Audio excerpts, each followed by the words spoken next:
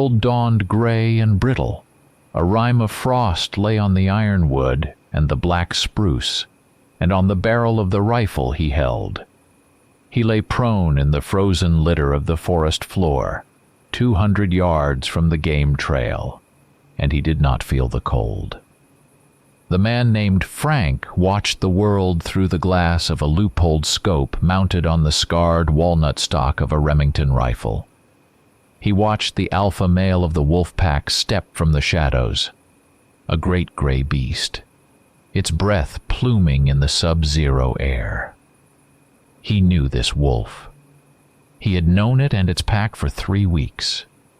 He knew their circuits and their killing grounds, knew the rank of each beast in the grim hierarchy of its kind. He had mapped their lives on paper and in the bleak country of his own mind. He did not shoot. He waited. He lay like a stone in his camouflage, a dead thing among the dead leaves, and he waited for the rest of the pack to assemble. He would not chase the wounded. The whole of it gathered in the clearing, 4 of them, milling with a nervous energy born of the hunt. They were the hunt. He was the judgment. He let his breath out slow and squeezed the trigger. The rifle bucked against his shoulder, a hard and familiar comfort. The report of it cracked the frozen silence, and the alpha stumbled, the bullet's impact shoving it sideways. It took 2 steps, and its legs folded, and it went down in a heap. The others scattered. Panic. A confusion of gray fur and fear. He worked the bolt, the oiled steel sliding with a sound like a whisper of death, chambering another round. He found the beta female in the scope as she turned, her yellow eyes wide. He fired again. She collapsed without a sound. The remaining 2 broke in opposite directions. One fled howling into the trees. The other, the younger male, hit the buried trap with a clang of steel and a scream that was not animal but something other. Something torn from the very throat of the woods. Its leg was caught in the steel jaws of the heavy trap he had set there days before, hidden beneath a careful scattering of duff and soil. The 4th wolf was gone. He did not follow. He knew the ways of a lone and terrified wolf. It was a simple thing. He would find it tomorrow. He rose from his position, his joints cracking in the cold. He walked to the dead wolves. He felt no triumph, only a quiet settling, a balancing of some unseen and terrible scale. He slung the rifle and knelt by the alpha. From his pack he took a waterproof notebook and a pencil, and a set of scales and a measuring tape and a pair of calipers. He worked with a surgeon's precision. He weighed the animal.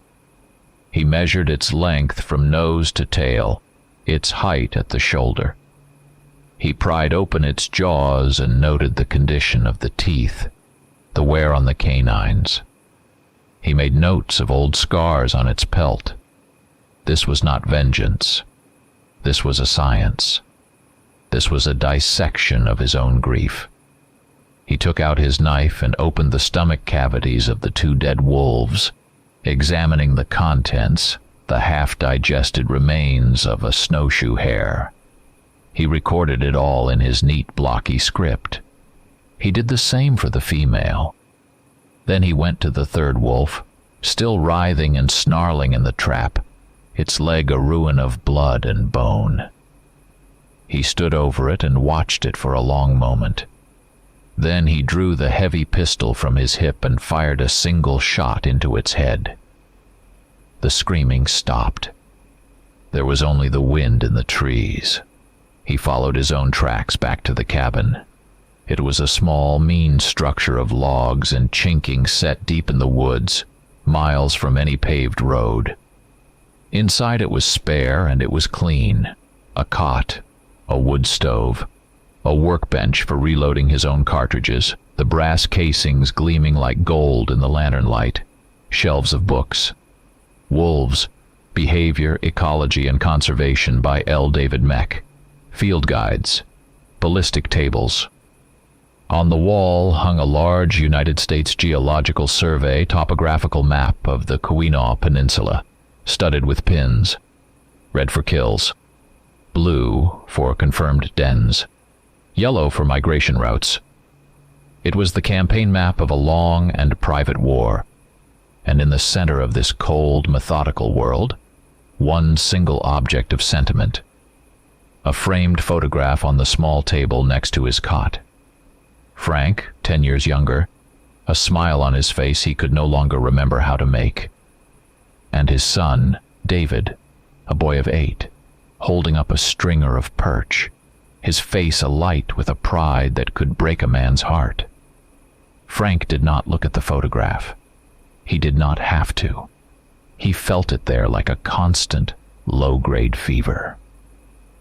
In the evenings he would sit at the workbench and clean his rifle. The scent of solvent and oil was his only incense.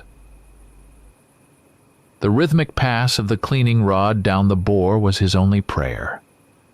Sometimes in the crushing silence of the cabin he would hear it. A phantom laugh. The boy's voice. "Dad, look. Look what I caught."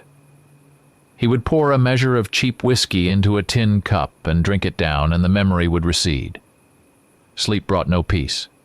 Sleep was the battlefield itself. He was at the lake again, the sun warm on his face, the smell of pine and water, the blanket spread on the grass. David's shout, not a shout of joy, a scream. He runs. He is running through molasses. He stumbles and falls, and when he looks up he sees the gray blur of motion at the tree line. He sees the small, torn body of his son. But in the dream, the wolf is never just a wolf. Sometimes its eyes are not yellow, but a deep and knowing brown, almost human. Sometimes it opens its mouth and speaks in Frank's own voice. It says, "You were not fast enough. You were not there." The next morning, he went out. He found the tracks of the fourth wolf within an hour. He followed them for 2 miles through the thickening snow. He found the wolf huddled in a windfall, shivering. He raised the rifle and ended it. He closed the chapter in his journal. He felt nothing, not relief, just a vast and hollow space inside him. His war required an enemy. And he did not yet know that the true enemy, the one his nightmares had been trying to show him, was already close. It was breathing the same cold air. It was waiting in the shadows just beyond the firelight of his world. He needed supplies, powder and primers, salt and canned goods. The engine of the old Ford pickup turned over with a groan, coughing to life in the frozen air. He drove the rutted track out to the county road and turned toward the coast, toward the sleepy town of Port Hope. The truck rattled and swayed, a tired beast of burden carrying a tired man. In the town, people knew him. They saw the truck and they nodded. A gesture of respect, but there was fear in it too.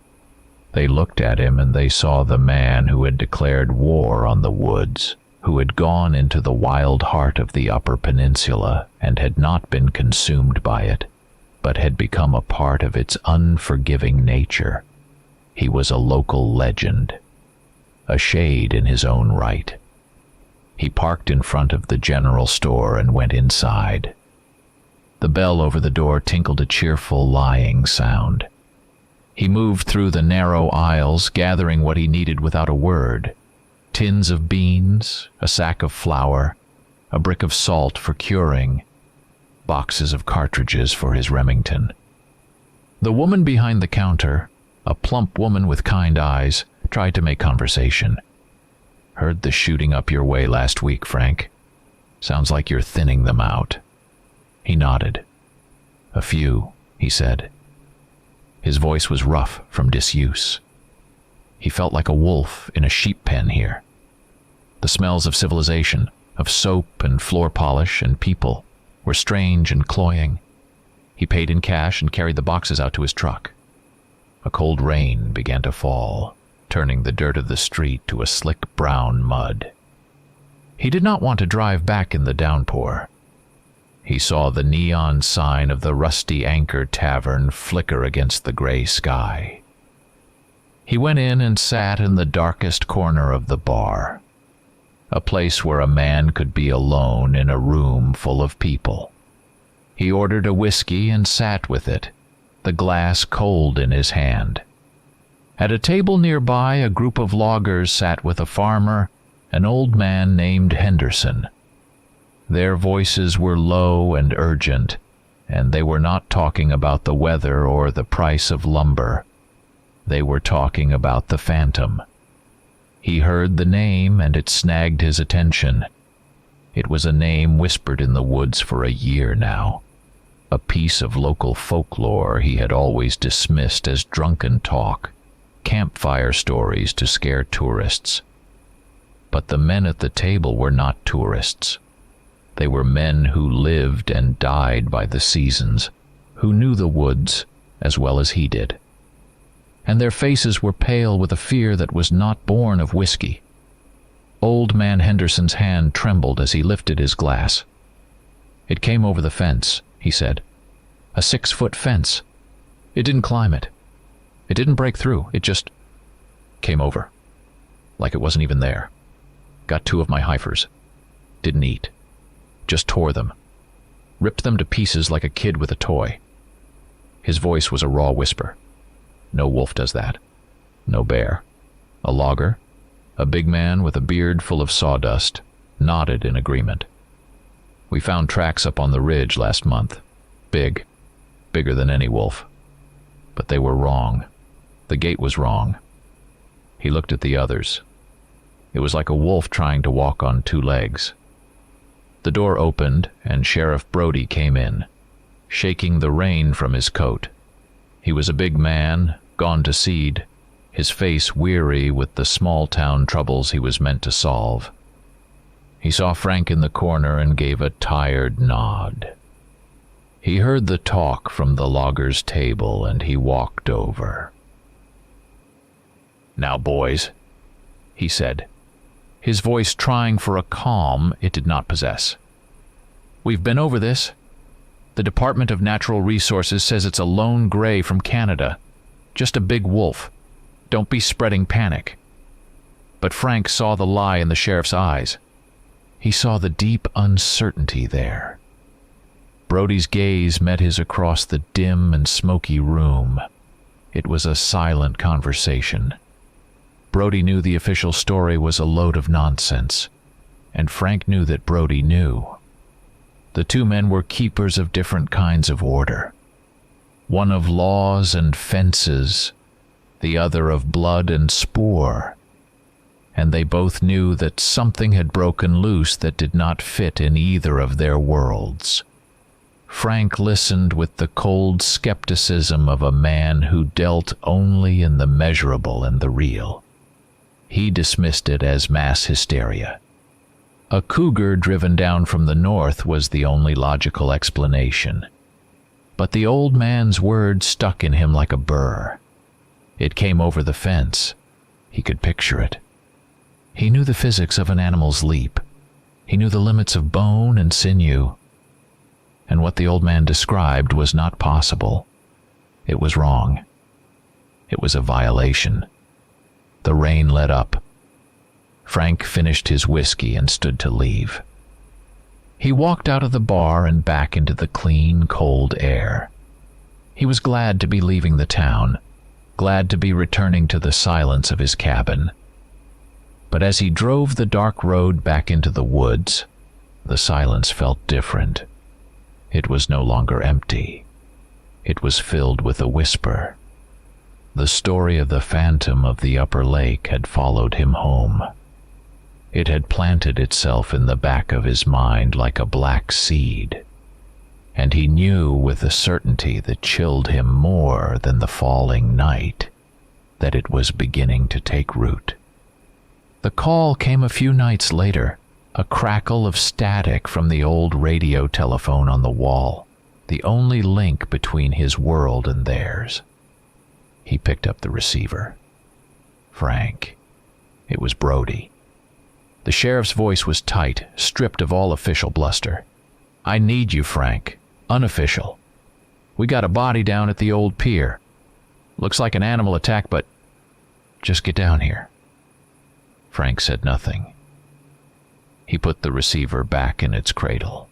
He pulled on his boots and his heavy coat and went out into the night. The headlights of his truck cut a swath through the darkness as he drove toward the lake.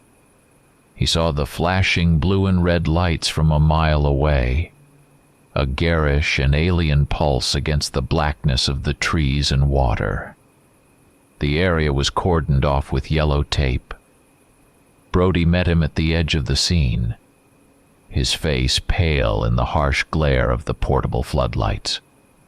He led Frank past the deputies, who looked at him with a mixture of awe and fear. The victim was a local drifter, a man nobody would miss. He lay near the water's edge, a broken and ruined thing. The scene was one of terrible violence, but Frank did not look at the body. Not at first. He looked at the ground around it.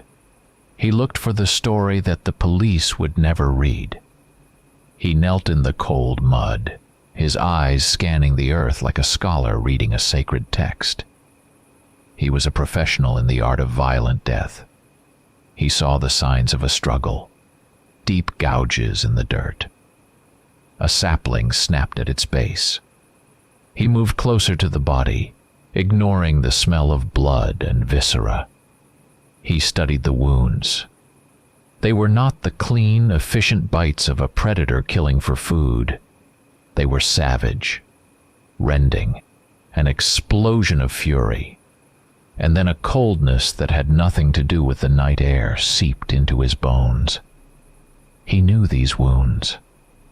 The specific pattern of the lacerations, the obscene angle of the broken bones, the way the flesh was torn from the ribs. He had seen it all before, in a sunlit clearing by a different lake 5 years ago. He had seen it on the small, still form of his son. It was the same signature, the same hand, the same monster. He felt the world tilt on its axis. He felt the past rush up to swallow the present. But there were differences. And it was the differences that truly terrified him. He moved away from the body, his flashlight beam playing over the soft mud at the water's line. He saw the tracks. The prints of a wolf, but enormous. The pads pressed deep into the silt, larger than any he had ever seen. The stride was long and powerful. This was the beast from the loggers' stories, the creature of brute force. And then he saw it. There, next to one of the giant wolf prints, was another mark, fainter, smeared by the struggle, but unmistakable. It was the print of a bare human foot. He stared at it, his mind refusing to process what his eyes were seeing. The heel was defined, the arch, but the toes were wrong. They were too long, stretched and ending not in soft curves, but in deep, sharp furrows where claws had dug into the mud for purchase. It was the print of something caught between two forms, something that had stumbled in its rage, its body shifting, changing, coming undone. At that moment, the world for Frank narrowed to that single, impossible footprint in the mud. The smell of the lake water mingled with the phantom scent of his son's blood. The crackle of the police radios became the sound of his own wife's screams. This was not a wolf. This was not just a predator. This was it. The thing from his nightmares. The thing that spoke with his own voice and accused him in his sleep. It was real. He stood up slowly, his legs stiff. He turned and looked at Sheriff Brody. His face was a mask of cold stone. "It's not a wolf," he said. His voice was quiet, but it carried a weight of absolute certainty. Brody just nodded, his own face grim. "I know," he said. "What are you going to do?" Frank's gaze went from the sheriff to the dark and silent woods that stretched away into the night. "I'm going to do what I have to," he said. A pact was sealed between them in that moment, unspoken but unbreakable. Brody would keep the official world at bay. He would lose evidence and misfile reports, and create a space of ignorance for Frank to work in. And Frank would descend into that space and do the dirty work. He would hunt the thing that the laws of man and of nature could not account for. He returned to his cabin before dawn. He went to a heavy, locked footlocker at the base of his cot. He opened it. Inside, nestled in oiled cloth, were the tools for a different kind of hunt. His most carefully loaded ammunition, packed with the heaviest grains of powder. The largest of his traps, with offset jaws and heavy chains. A military-grade night vision scope. He laid them out on the table.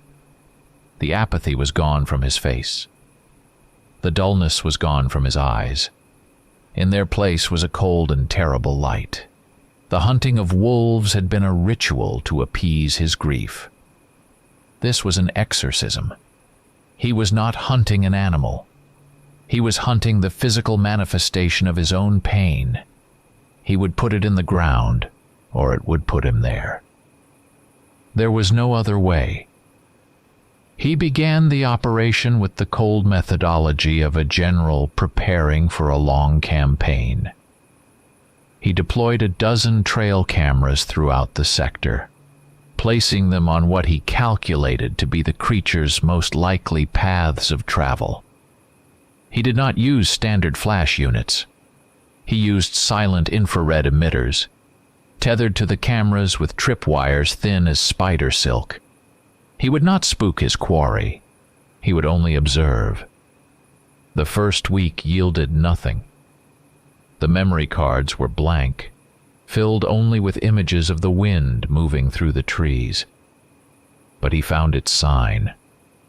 The beast smelled the faint scent of plastic and circuitry and skirted his camera positions in wide, deliberate arcs. It was avoiding him. It knew he was watching. One morning he hiked to a ridgeline to check a camera overlooking a deer run and found it gone.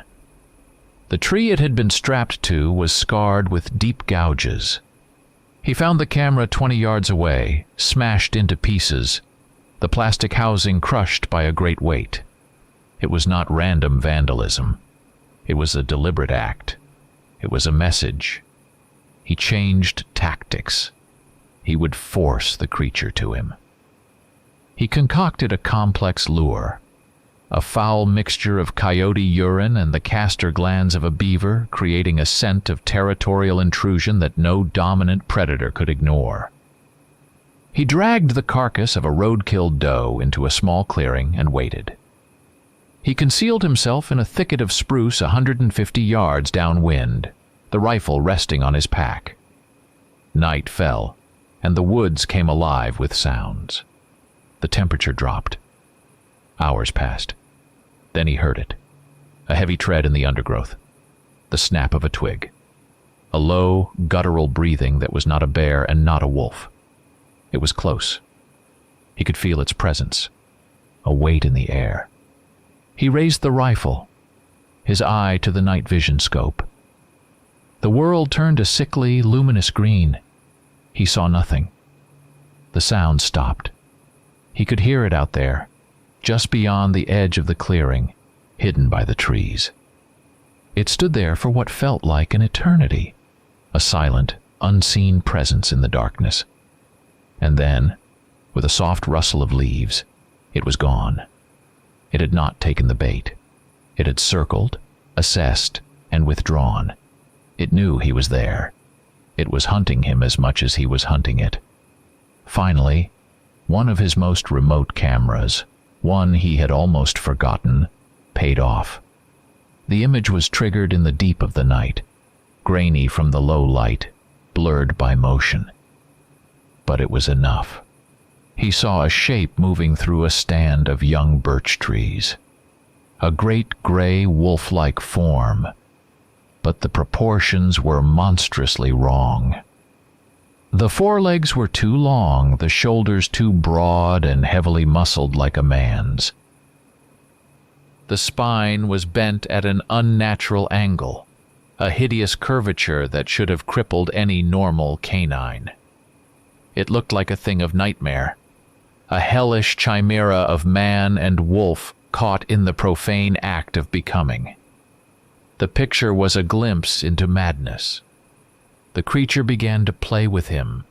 It was a war of nerves. He would find strange arrangements near his cabin, spirals laid out in small stones on the path. A dead raven hung by its feet from a branch over his door. It was taunting him, showing him its intelligence, its contempt. One morning he woke and went outside and found a dead rabbit on his porch. Its heart had been ripped from its chest and laid carefully beside the body. The message was clear. I know where you live. I can come and go as I please. The attacks in the county continued, but with a new and terrifying audacity. Another hiker vanished from a marked trail. A farmer's dog was torn to shreds in its own yard, while the livestock in the nearby barn were left untouched. The beast was not killing for hunger. It was killing by some other, more perverse logic. It was sowing terror. Frank felt a cold dread settle in his gut. This was not a hunt.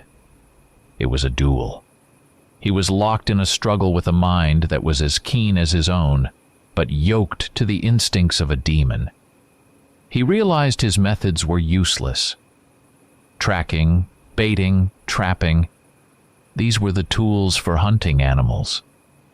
He was not hunting an animal. He had to stop thinking like a hunter. He had to start thinking like the monster itself. He went back to the cabin and pulled out old books he had long dismissed. Books of folklore and local legend. Books filled with stories of the Wendigo and the loup-garou. He had once scoffed at such things.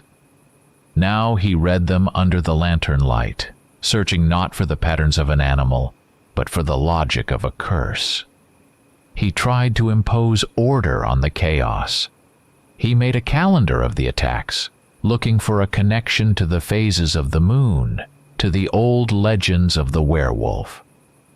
But there was no pattern. One attack fell on the full moon, a bloody and spectacular slaughter.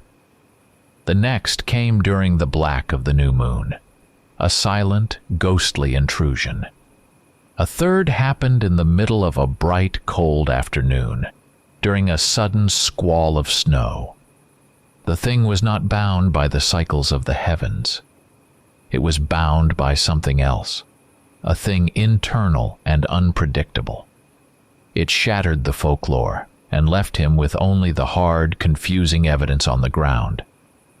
And the evidence pointed in two directions at once. After an attack on a small, independent sawmill deep in the woods, he found the spoor of what he came to think of as the warrior. The evidence was of pure brute force, deep, crater-like tracks of a massive wolf. The corrugated steel wall of a shed was rent open like a can opener. A 55-gallon drum of oil was knocked over, its steel sides dented and creased. The scent left behind was sharp and feral, a reek of musk and rage and bloodlust that hung in the air like a fog. A week later, another incident. Someone had broken into a remote ranger station, not with force, but with stealth. He investigated the scene and found the tracks of the phantom. They were smaller, the prints less deep. Still wolf-like, but with a strange delicacy to them. The placement of the feet was wrong, too close together, the gait almost like a man trying to walk on his toes. There was no damage. A window had been pried open with care. The lock on a medicine cabinet had been skillfully picked. The only thing missing was a supply of morphine and sterile bandages. This was not the work of the warrior. This was the work of something cunning and controlled. And there was the smell. It was the thing that drove him to the edge of his own sanity. In the musty air of the ranger station, beneath the smells of pine cleaner and dust, he caught a faint, almost imperceptible scent. It was the smell of dried chamomile, something calming and herbal, a scent of healing. It was so utterly wrong, so completely out of place in the narrative of the monster he was building, that it felt like a personal insult, a deliberate act of psychological warfare. He began to believe he was hunting a pack. Two creatures, at least. A large, savage male and a smaller, more intelligent female. One was the rage, the other was the mind. But it made no sense. He would follow the tracks of the warrior from a kill site and they would lead north. He would follow the tracks of the phantom from a break-in and they would also lead north. They never diverged. They followed the same general path toward the wild, uninhabited coast of the Great Lake. They were two, but they moved as one.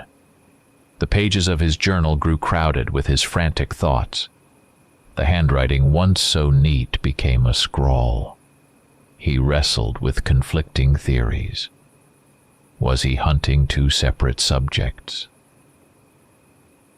Or was it one being shifting between different states? A physical manifestation of a split personality. He ate little. He slept less. The forest, once his sanctuary, had become a labyrinth, a personal hell designed by a mad god. He was losing the trail. He was losing his mind. He was at the site of the most recent attack, a savaged deer carcass when he found it. The thing that tied the two impossibilities together.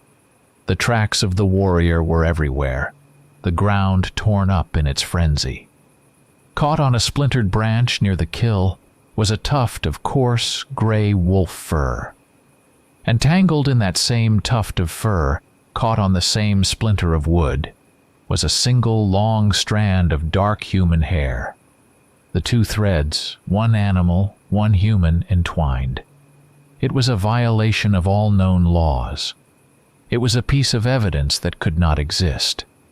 And in that moment, Frank understood that he was not hunting a wolf or a man or even a pack.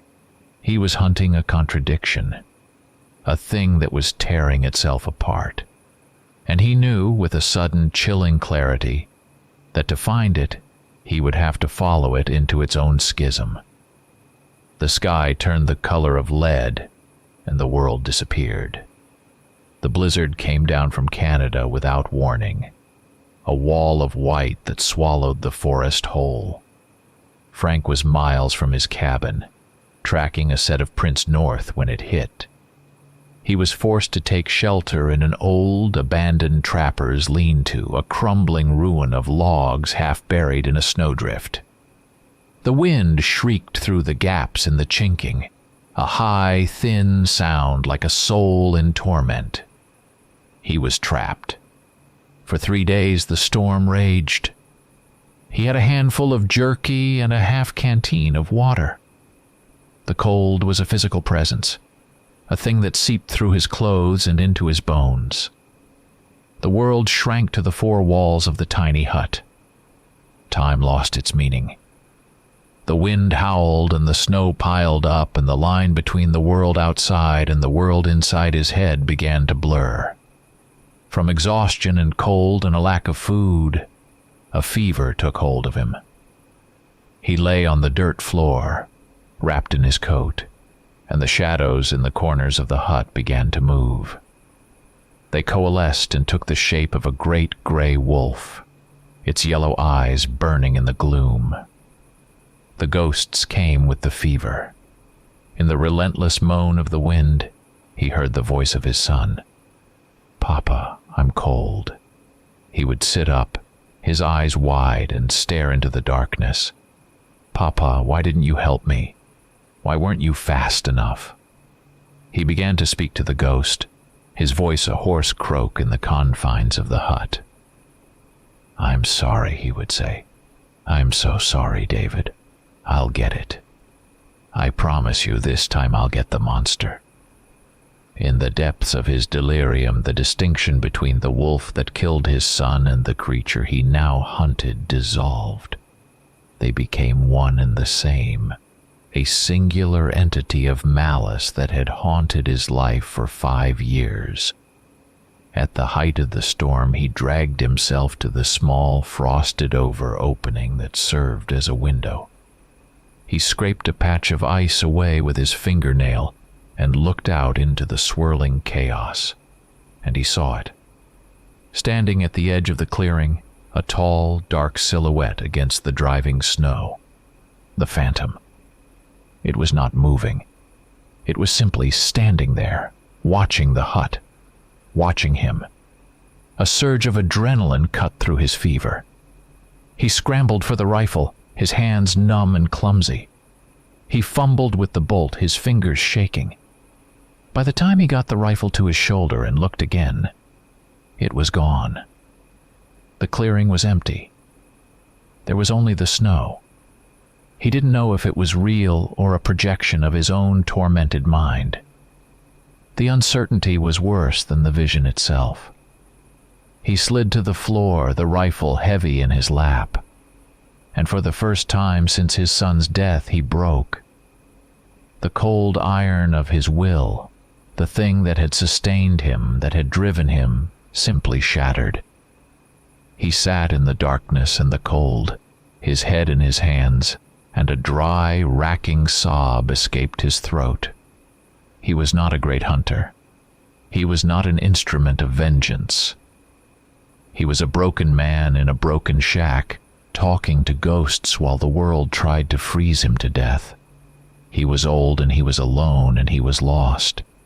He fell into a fitful, feverish sleep. He dreamed of the wolf from that terrible day at the lake. But this time the dream was different. The wolf did not attack. It walked slowly toward him, its head low.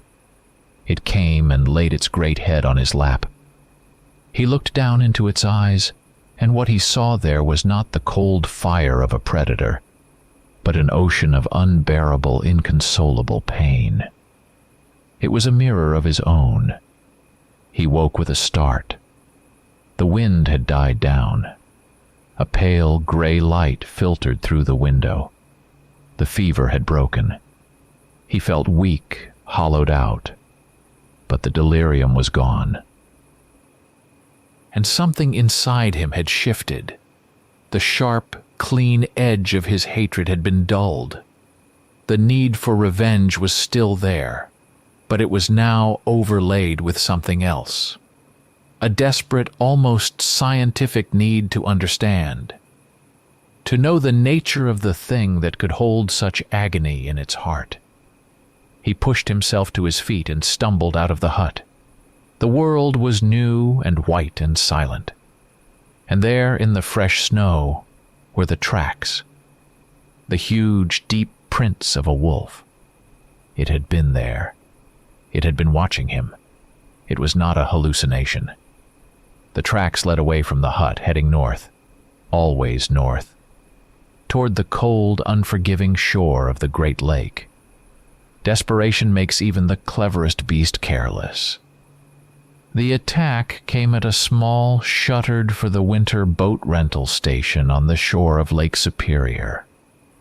They were not looking for a human victim this time. They were looking for supplies. The door to the main office had been forced. Frank found the scene the next day, following a tip from Brody about a tripped silent alarm. The place was in disarray. But it was the disarray of a frantic search, not of mindless violence. They had been looking for something specific. Medicine. In their haste, they had left too much of themselves behind. On the splintered wood of the boat pier, among a tangle of discarded fishing line, Frank found it. The clue that connected all the disparate threads of his investigation into a single terrible narrative. It was a blood-soaked bandage, crudely made from a strip of expensive plaid flannel, the kind of shirt a wealthy tourist might wear. The blood was still damp, and lying next to it was a small, empty glass ampule. He picked it up and held it to the light. He recognized it from his own past, from the long, terrible days in the hospital after his wife had left. It was a powerful, prescription-only injectable painkiller. The monster was not just a killer. It was wounded, it was in pain, and it was trying to medicate itself like a man. The tracks leading away from the pier did not go back into the forest. They followed the shoreline, heading north along a treacherous, rocky stretch of coast that was all but impassable. No trails went there. No sane person would try to walk it. It was a perfect hidden highway to a secret place. Frank stood on the pier and looked north along the coast. He knew this shoreline. He knew what lay at the end of it. Miles away, on a barren, windswept point of rock that jutted out into the vast, cold expanse of the lake, stood the old lighthouse. The locals called it the Sorrowful Watch. It had been abandoned for 50 years, its light extinguished, its purpose forgotten. It had a dark history, a story about a lighthouse keeper in the 1920s who, driven mad by the isolation and the constant moaning of the wind off the lake, had murdered his wife and children before throwing himself from the top of the tower. It was a place of sorrow and madness, the perfect lair for the damned. He knew with a cold certainty that this was where the trail ended. He drove back to his cabin for the last time. He moved with a quiet, deliberate purpose. He was no longer just a hunter preparing for a stalk. He was a soldier preparing for an assault. He laid out his weapons on the workbench. The Remington rifle was his long-range tool, but he knew this fight would be at close quarters. He took down his Mossberg shotgun, a brutal, efficient weapon, and began feeding shells into its magazine tube. Double-aught buckshot. He sharpened his combat knife until the edge was a razor. He checked the batteries in his most powerful flashlight. He packed a length of climbing rope. He was preparing to enter a fortress. He was preparing to fight in the dark and close spaces against a thing that was both man and beast. Before he left, he stood for a long moment in front of the photograph of his son. He looked at the boy's smiling face, at the light in his eyes. He did not speak. There were no words left for that. He reached out and laid his calloused palm flat against the cool glass of the frame. A silent, final communion. Then he shouldered his pack, picked up the shotgun, and walked out the door, not looking back. The journey to the lighthouse was an ordeal. He moved along the edge of the lake, climbing over slick, ice-sheathed boulders and forcing his way through thickets of stunted, wind-twisted firs. The lake was a churning gray chaos, throwing sheets of icy spray that froze on his coat. The wind was a constant physical blow. As dusk began to bleed across the sky, he saw it. A dark, slender tower against the bruised purple of the horizon. The Sorrowful Watch. It stood there like a tombstone, waiting for him. He approached the lighthouse under the cloak of a gathering darkness. The last of the twilight swallowed by the storm clouds rolling in over the lake. He moved with the patient grace of a predator, his boots making no sound on the wet rock. He used the roar of the wind and the crash of the waves against the shore to mask his advance. The lighthouse rose before him, a black finger pointing at a sick and starless sky. The paint was peeling in long strips, revealing the dark stone beneath. The windows were black, empty eyes. It was a place of profound decay. He had expected a fortress. He had expected a door barricaded from within. But as he drew closer, he saw that the great, iron-studded oak door was slightly ajar. It hung open by a few inches, swinging gently in the wind, creaking on its rusted hinges. The sight stopped him cold. It was a profound violation of his expectations, a move that could be a trap, an invitation, or a sign of weakness. The uncertainty was a knot of ice in his gut. He unslung the shotgun from his shoulder, the pump action making a soft, metallic snick as he chambered around. He moved to the doorway and peered into the darkness within. The air that washed over him was not the simple animal stench he had braced himself for. It was a complex and disturbing miasma of smells. There was the damp, mineral scent of old stone and the brine of the lake. There was the iron-rich odor of stale blood. But layered over it and through it were other, more human smells. The sharp chemical tang of iodine, and the dry, herbal scent of chamomile and burnt sage.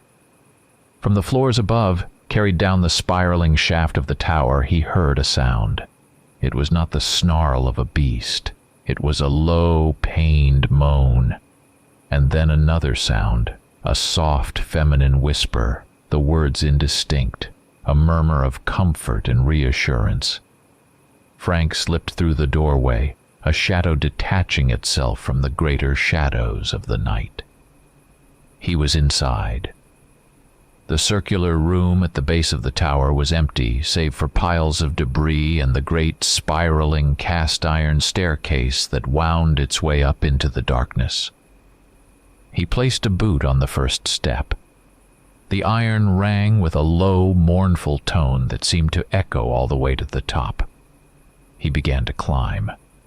He moved slowly, the shotgun held at the ready, his senses stretched to their breaking point.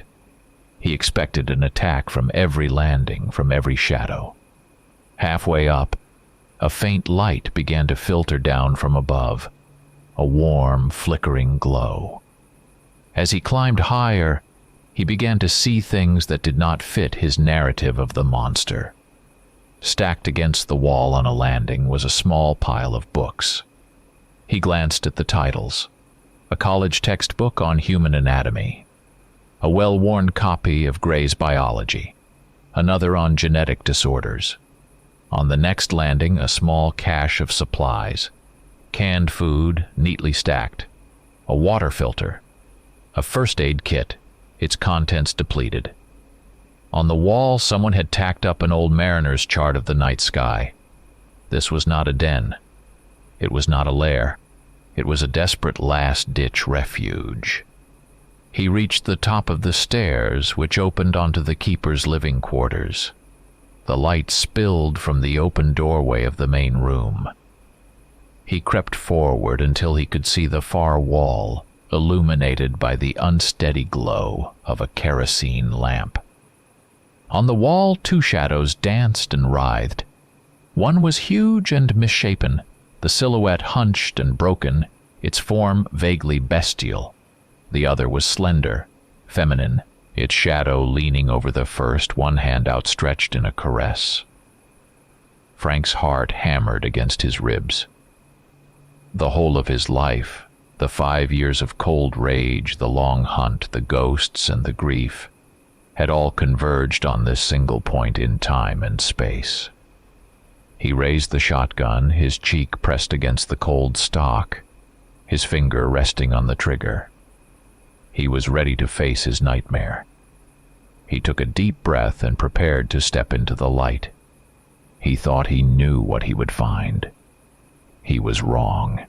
He kicked the door and it swung wide, crashing against the stone wall. He stepped into the room, the shotgun leveled. his whole being coiled into a single point of lethal intent. And the world stopped. The scene before him was not the one he had rehearsed in his mind 1,000 times. It was not a battle. It was a pieta from hell. In the flickering golden light of the lamp, he saw them. On a filthy mattress on the floor lay a man. His upper body was human, lean and corded with muscle, his skin pale with fever. But from the knees down, his legs were not human. They were the powerful, thickly furred hind legs of a great gray wolf. One ankle was bent at a sickening angle, the bone clearly broken and crudely splinted with pieces of driftwood and strips of cloth. He was shivering, his face contorted in a mask of agony. And kneeling beside him, wiping his brow with a damp rag, was a woman. Anja. Her face was a tragic ruin, caught in the throes of the same horrific transformation. Her jaw was elongated, her nose flattened and black, her ears slightly pointed. But her eyes, as they snapped up to meet his, were devastatingly, heartbreakingly human. They were filled with a terror and a weariness so profound, it struck Frank with the force of a physical blow. And as she shifted, instinctively trying to shield the man, Frank saw that beneath the thin, ragged blanket that covered her, her belly was swollen and round. She was heavily pregnant. His gaze, trained to see every detail of a kill zone, swept the room. He saw the heavy iron chains bolted to the far wall, the manacles thick with rust. But the locks were open. Beside them, the stone floor and the wooden planks of the wall were deeply scored and gouged, not by an attacking creature, but by one trying to claw at its own prison. He saw the evidence of their war against themselves, the scattered empty ampules of morphine, the piles of bloody bandages, the books on genetics and folklore lying open on the floor. This was not a lair. It was a sick room. It was an asylum. It was the last station of the cross for a cursed and desperate pair. The man on the mattress, Elias, sensed him. His head came up, the fever-bright eyes locking on Frank. He did not growl. He did not snarl. He made a sound that was worse than any animal cry, a choked, guttural noise that was part human sob and part animal despair. Pushing himself up on one arm, ignoring the searing pain in his broken leg, he moved his body to shield the woman. He put himself between her and the gun. And in that moment, in those terrified, defiant eyes, Frank did not see a monster. He did not see the murderer of his son. He saw the primal, desperate fear of a father protecting his family. That look pierced the armor that Frank had built around his heart 5 years before. It was the same look of abject terror he had seen in his own wife's eyes on the day their world ended. It was the same look he knew had been on his own face as he knelt beside the silent, broken body of his son. In that one shattering instant, Elias ceased to be the phantom, the monster, the object of his righteous hatred. He became a mirror, a reflection of Frank's own deepest and most unbearable loss. Frank stood there, the shotgun feeling impossibly heavy in his hands. His finger was on the trigger. The enemy was here, the source of 5 years of unrelenting agony. One pull of the trigger and it would be over. The ghosts would be silenced. The debt would be paid. But his gaze fell on Anja, on her hands pressed protectively against her swollen belly, on the silent tears carving paths through the grime on her tormented face.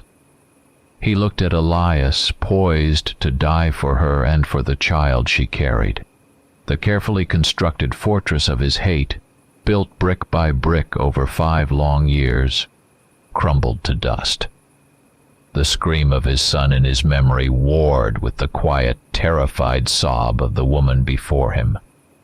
To kill them now would be to become the very thing he had hunted.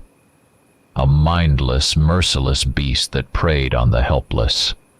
To spare them would be to betray the memory that had been the sole purpose of his existence.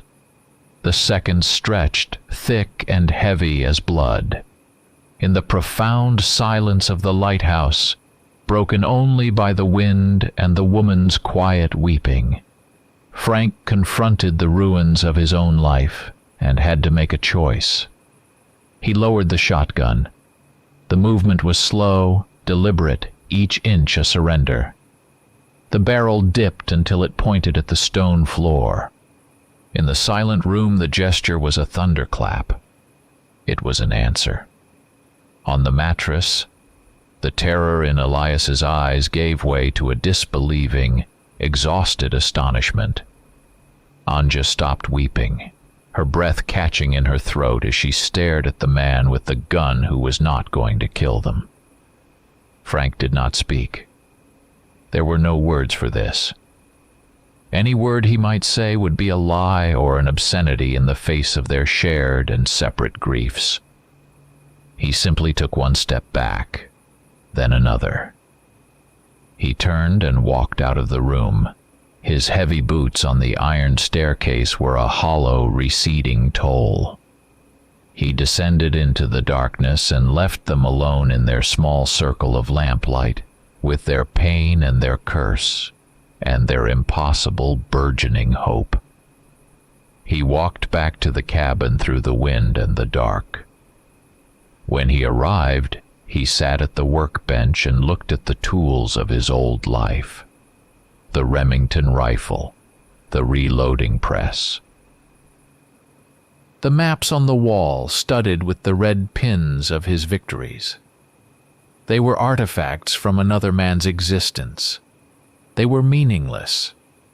He had not found closure in the lighthouse. He had not found peace. He had found only a truth so vast and monstrous that it had hollowed him out completely. Before dawn, he began to dismantle his own life. He took down the maps. He gathered the journals filled with his obsessive observations, the neat columns of data, the scrawled theories. He carried it all outside to the rusted oil drum he used for burning trash. He lit a match and dropped it in. He watched as the flames consumed the pages of his hatred, the ink turning to ash, the years of rage curling into smoke and vanishing into the gray sky. And for the first time since he had buried his son, Frank cried. They were not tears of grief or rage.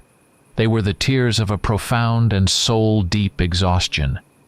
The hunt was over, but a new watch began. He did not leave the peninsula. He remained a silent and unseen guardian of the lighthouse on the point. He no longer hunted wolves.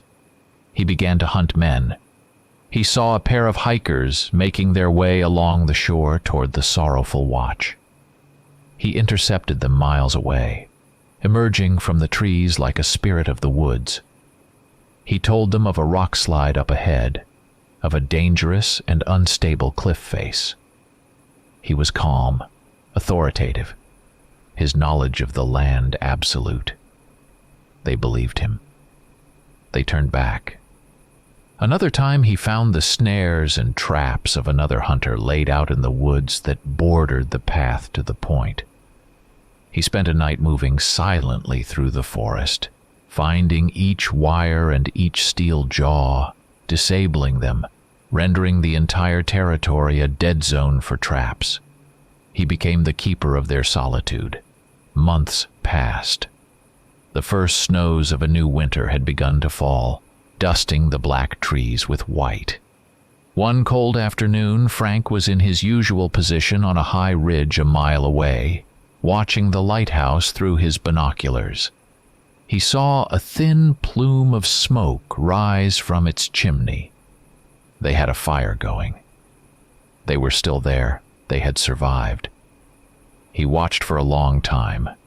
Then he lowered the binoculars, shouldered his rifle, and went into the woods. An hour later, he shot a large buck. He dressed it out quickly, his hands sure and practiced. He dragged the carcass to the head of the hidden, overgrown trail that led down to the point. He left it there, a silent offering in the snow, and walked away without looking back. He sought no thanks. He expected no redemption. This was his penance now. He walked back toward his own empty cabin, his own cold hearth. He stopped and looked out over the vast, gray, unforgiving waters of Lake Superior. The fire of vengeance that had burned in him for so long was finally out. In its place there was only the cold and the quiet and an endless sorrow.